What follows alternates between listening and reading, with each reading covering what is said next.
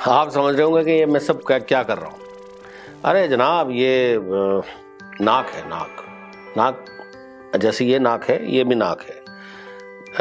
नाक ये दूसरी नाक है जो अक्सर समाज में कट जाती है। जैसे किसी आदमी की कट गई है ना, कोई कहता है कि मैंने ये किया तो मेरी नाक कट गई, मेरे घर वालों ने ये किया तो मेरी नाक कट गई। तो वैसे ही हम जैसे बोलते हैं कि अरे नाक कट जाएगी, ये मत करो यार प्लीज़। तो ये वही नाक है, समाज वाली नाक। और आज की हमारी जो कहानी है वो भी नाक पर ही आधारित है, मतलब दो नाक वाले लोग। इसके कहानीकार हैं हरिशंकर परसाई जी। तो आइए शुरू करता हूं। दो नाक वाले लोग। मैं उन्हें समझा रहा था कि लड़की की शादी में टीम टाम में व्यर्थ खर्च मत करो, पर वे बुजुर्ग कह रहे थे आप ठीक कहते हैं, मगर रिश्तेदारों में नाक कट जाएगी। नाक उनकी काफी लंबी थी। मेरा ख्याल है नाक की हिफाजत सबसे ज्यादा इसी देश में होती है, और या तो नाक बहुत नरम होती है या छुरा तेज, जिससे छोटी सी बात में भी नाक कट जाती है। छोटे आदमी की नाक बहुत नाजुक होती है। ये छोटा आदमी नाक को छिपा कर क्यों नहीं रखता? कुछ बड़े आदमी जिनकी हैसियत है वो इस्पात की नाक लगवा लेते हैं और चमड़े का रंग करवा लेते हैं। काला बाजारी में जेल हो आए हैं। औरत खुलेआम दूसरे के साथ बॉक्स में सिनेमा देखती है। लड़की का सार्वजनिक गर्भपात हो चुका है। लोग उस तरह लिए नाक काटने को घूम रहे हैं, मगर काटे कैसे? नाक तो स्टील की है, चेहरे पर पहले जैसी ही फिट है और शोभा बढ़ा रही है। स्मगलिंग में पकड़े गए हैं, हथकड़ी पड़ी है, बाजार में से ले जाए जा रहे हैं। लोग नाक काटने को उत्सुक हैं, पर वे नाक को तिजोरी में रखकर स्मगलिंग करने गए थे। पुलिस को खिला पिलाकर बरी होकर लौटेंगे और नाक फिर पहन लेंगे। जो बहुत होशियार हैं वे नाक को तलवे में रखते हैं। तुम सारे शरीर में ढूंढो, नाक ही नहीं मिलती। नातिन की उम्र की दो लड़कियों से बलात्कार कर चुके हैं। जालसाजी और बैंक को धोखा देने में पकड़े जा चुके हैं। लोग नाक काटने को उतावले हैं, पर ऐसे लोगों की नाक मिलती नहीं, वो तो तलवे में है। कोई जीव शास्त्री अगर नाक की तलाश भी कर दे तो तलवे की नाक काटने से क्या होता है? नाक तो चेहरे वाली ही कटे तो कुछ मतलब होता है, और जो नाक रखते ही नहीं है उन्हें तो कोई डर ही नहीं है। दो छेद हैं जिनसे सांस ले लेते हैं। कुछ नाकें गुलाब के पौधे की तरह होती हैं। कलम कर दो तो उनकी अच्छी शाखा बढ़ती है और फूल भी बढ़िया से लगते हैं। मैंने ऐसी फूल वाली खुशबूदार नाकें बहुत देखी। जब खुशबू कम होने लगती है ये फिर कलम करा लेते हैं। जैसे किसी औरत को छेड़ दिया और जूते खा गए। जूते खा गए, अजब मुहावरा है। जूते तो मारे जाते हैं, वे खाए कैसे जाते हैं? मगर भारतवासी इतना भुखमरा है कि जूते भी खा जाता है। नाक और तरह से भी बढ़ती है। एक दिन एक सज्जन आए, बड़े दुखी थे। कहने लगे हमारी तो नाक कट गई। लड़की ने भागकर एक विजातीय लड़के से शादी कर ली। हम ब्राह्मण और लड़का कलाल। नाक कट गई। मैंने उन्हें समझाया कि कटी नहीं है, कलम हुई है। 3-4 महीनों में और लंबी बढ़ जाएगी। और भाई 3-4 महीनों के बाद वो मिले तो बहुत खुश थे। नाक भी पहले से लंबी हो गई थी। मैंने कहा नाक तो पहले से लंबी मालूम होती है। वे बोले हाँ, कुछ बढ़ गई है। काफी लोग कहते हैं आपने बड़ा क्रांतिकारी काम किया है। कुछ बिरादरी वाले भी यही कहते हैं, इसलिए नाक बढ़ गई है। कुछ लोग मैंने देखे हैं जो कई साल से अपने शहर की नाक रहे हैं। उनकी नाक अगर कट जाए तो पूरे शहर की नाक कट जाती है। अगर उन्हें संसद का टिकट न मिले तो सारा शहर नकटा हो जाता है। पर अभी मैं एक शहर गया तो लोगों से पूछा, भाई वो फलां साहब के क्या हाल है? वे शहर की नाक है। तभी एक मस्करे ने कहा, हाँ साहब, वे अभी भी शहर की नाक हैं, मगर छिनकी हुई। मगर बात मैं उन सज्जन की कर रहा था जो मेरे सामने बैठे थे और लड़की की शादी पुराने ठाठ से ही करना चाहते थे। पहले वे रईस थे, यानी मध्यम हैसियत के रईस, अब गरीब हो गए हैं। बिगड़ा रईस और बिगड़ा घोड़ा एक तरह के होते हैं। दोनों बौखला जाते हैं। किससे उधार लेकर खा जाएं ठिकाना नहीं, उधर बिगड़ा घोड़ा किसे कुचल दे ठिकाना नहीं। आदमी को बिगड़े रईस और बिगड़े घोड़े दोनों से दूर रहना चाहिए। मैं भरसक कोशिश करता हूं। मैं तो मस्ती से डोलते हुए सांड को देखकर भी सड़क के किनारे की इमारत के बरामदे में चढ़ जाता हूं। भाई बड़े भाई साहब आ रहे हैं, पता नहीं क्या होगा, इनका आदर करना चाहिए। तो जो भूतपूर्व संपन्न बुजुर्ग मेरे सामने बैठे थे वे प्रगतिशील थे। लड़की का अंतरजातीय विवाह कर रहे थे। वे खत्री और लड़का अशुद्ध कान्याकुब्ज। वे खुशी से शादी कर रहे थे, पर उनमें विरोधाभास ये था कि शादी ठाठ से करना चाहते थे। बहुत से लोग एक परंपरा से छुटकारा पा लेते हैं पर दूसरी से बंधे रहते हैं। रात को शराब की पार्टी से किसी ईसाई दोस्त के घर से आ रहे, मगर रास्ते में हनुमान का मंदिर दिख जाए तो थोड़ा तिलक भी सिंदूर का लगा लेते हैं। मेरा एक घोर नास्तिक मित्र था। हम घूमने निकलते तो रास्ते में राम मंदिर देखकर वो कह उठते, हरे राम।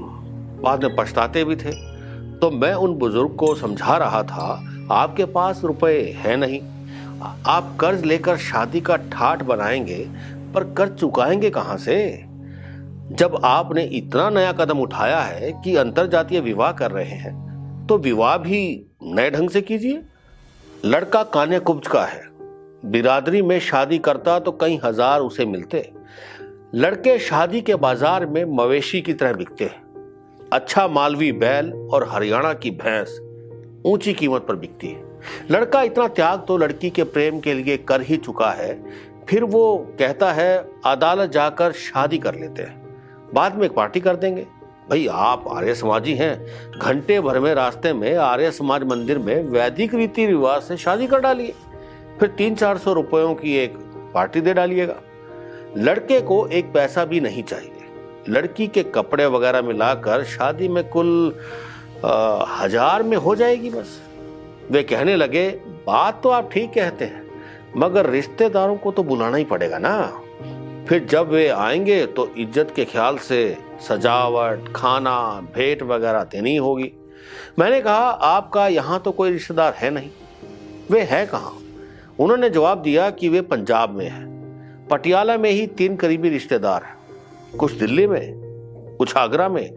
मैंने कहा, जब पटियाला वालों के पास आपका निमंत्रण पत्र पहुंचेगा तो पहले तो वो आपको 10 गालियां देगा। मई का ये मौसम, इतनी गर्मी, लोग तड़ातड़ लू से मर रहे हैं, ऐसे में इतना खर्च लगाकर जबलपुर जाओ, कोई बीमार हो जाए तो मुसीबत। पटियाला या दिल्ली वाला आपका निमंत्रण पाकर खुश नहीं बल्कि दुखी होगा।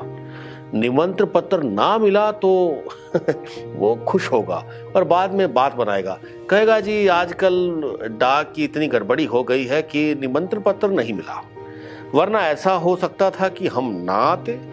मैंने कहा, मैं आपसे कहता हूं कि दूर से रिश्तेदार का निमंत्रण पत्र अगर मुझे मिलता है तो मैं तो घबरा उठता हूं। सोचता हूं जो ब्राह्मण 11 रुपए में शनि उतार दे, 25 रुपयों में सगोत्र विवाह करा दे, मंगली लड़की का मंगल 15 रुपयों में उठाकर शुक्र के दायरे में फेंक दे, वो लग्न सितंबर से लेकर मार्च तक सीमित क्यों नहीं कर देता? मई और जून की भयंकर गर्मी की लग्ने गोल क्यों नहीं कर देता? वो कर सकता है। और फिर ईसाई और मुसलमानों में जब बिना लगन के शादी हो जाती है तो क्या वर वधू मर जाते हैं? 8 प्रकार के विवाहों में जो गंधर्व विवाह है वो क्या है? वो यही है जो आजकल होने लगा है कि लड़के लड़की भागकर कहीं और जाकर शादी कर लेते हैं। इधर लड़की का बाप गुस्से में पुलिस में रिपोर्ट करता है कि अमुक लड़का हमारी नाबालिग लड़की को भगा कर ले गया, मगर कुछ नहीं होता क्योंकि लड़की मैट्रिक का सर्टिफिकेट साथ ले जाती है जिसमें जन्म तिथि होती है। वे कहने लगे, नहीं जी, रिश्तेदारों में ना कट जाएगी। मैंने कहा, पटियाला से इतना किराया लगाकर नाक काटने इधर कोई नहीं आएगा, फिर पटियाला में कटी नाक को इधर कौन देखेगा? काट ले पटियाला में। वे थोड़ी देर गुमसुम बैठे रहे। मैंने कहा, देखिए जी, आप चाहें तो मैं पुरोहित हो जाता हूं और घंटे भर में शादी करा देता हूं। वे चौंके, कहने लगे, आपको शादी कराने की विधि आती है? मैंने कहा, हाँ, भाई ब्राह्मण का बेटा हूं। बुजुर्गों ने सोचा होगा कि लड़का नालायक निकल जाए और किसी काम धंधे के लायक ना रहे तो इसे कम से कम सत्यनारायण की कथा और विवाह विधि तो सिखा दो। ये मैं बचपन में ही सीख गया था। मैंने आगे कहा, और बात यह है कि आजकल कौन संस्कृत समझता है और पंडित क्या कह रहा है इसे भी कोई नहीं सुनता। ये तो ओम हम स्वाहा इतना ही जानते हैं। मैं इस तरह मंगल श्लोक पढ़ दूं तो भी कोई ध्यान नहीं देगा। Om Jack and Jill went up the hill to fetch a pail of वाटरम। Om Jack fell down and broke his crown and Jill came tumbling after स्वाहा कुर्यात सदा मंगलम। इसे लोग वैदिक मंत्र समझेंगे। वे हंसने लगे। मैंने कहा, लड़का उत्तर प्रदेश का कान्याकुब्ज और आप पंजाब के खत्री, एक दूसरे के रिश्तेदारों को कोई नहीं जानता। आप एक मेरी सलाह मानिए, इससे काम भी निपट जाएगा और नाक भी कटने से बच जाएगी। लड़के के पिता की मृत्यु हो चुकी है। आप घंटे भर में शादी करवा दीजिए, फिर रिश्तेदारों को चिट्ठियां लिखिए। इधर लड़के के पिता को दिल का तेज दौरा पड़ा। डॉक्टरों ने उम्मीद छोड़ दी थी। 2-3 घंटे वे किसी तरह जी सकते थे। उन्होंने इच्छा प्रकट की कि मृत्यु से पहले लड़के की शादी हो जाए तो मेरी आत्मा को शांति मिल जाएगी। लिहाजा उनकी भावना को देखते हुए हमने फौरन शादी कर दी। लड़का लड़की वर वधू के रूप में उनके सामने आए, उनके चरणों पर सिर रखे। उन्होंने इतना ही कहा, सुखी रहो, और उनके प्राण पखेरु उड़ गए। आप माफ करेंगे कि इसी मजबूरी के कारण हम आपको शादी में नहीं बुला सके। कौन जानता है आपके रिश्तेदारों में कि लड़के के पिता की मृत्यु कब हुई।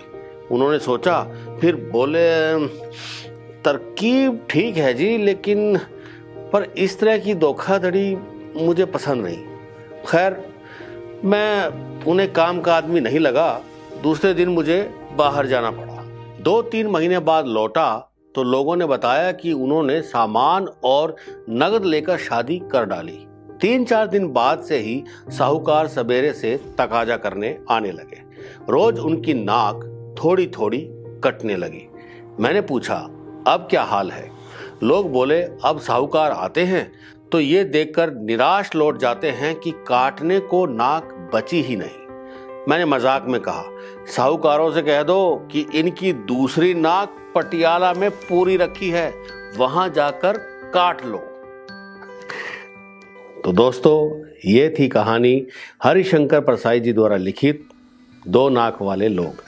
मुझे आशा है कि ये कहानी आपको पसंद आई होगी।